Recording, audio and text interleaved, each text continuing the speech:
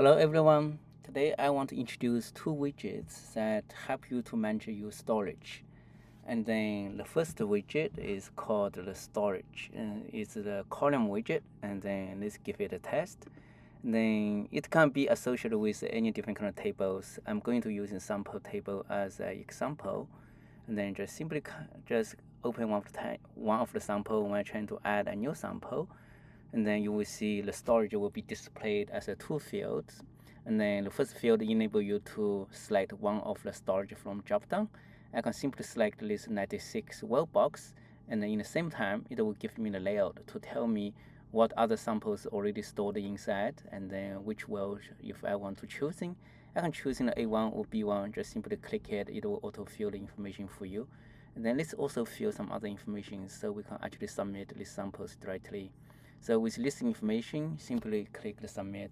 And then you will notice from the set menu, and then this storage widget will display the four paths of the storage. It will tell you this sample is stored in B1 location of the 96 well box. This box is stored in the A1 location of the -80 freezer. The freezer can be found in the A1 location of the lab. So very easy and convenient for you to find this kind of storage information.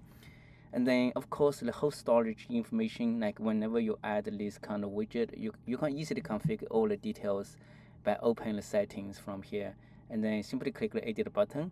You only need to provide the storage table, the column for number of rows, number of columns, should transpose header, what's the parent for different kind of storage relationship. If you don't want to show the map, show the full path, you can hide the full path.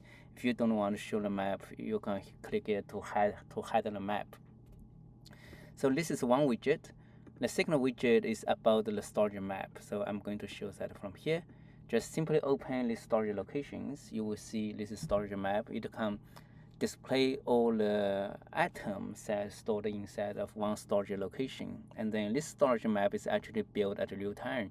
By the time you're creating a storage, you will tell the system how many number of columns, how many number of the rows. So the system will build this kind of storage map for you. And then let's take a look of the settings. You need to first define number of rows, number of columns, and whether you should transpose the header or not. Based on this information, the system will build the map for you. And then you can also configure how the system can be displayed. For example, you can include the names, you can include the owner, you can include the date information, and then you can also customize the font size, the maximum wise, and whether you want to truncate the information or not. Sometimes if there's too much information, you don't want to truncate it, so it will display much better. Simply click submit, you will notice the information displays a little bit differently. So yeah, so this is the second widget. With the combination of these two widgets, you can store any of the items configured to be stored inside of these storage locations. Yeah, so that's it for today's widget tutorial, and feel free to reach out if you have any other questions.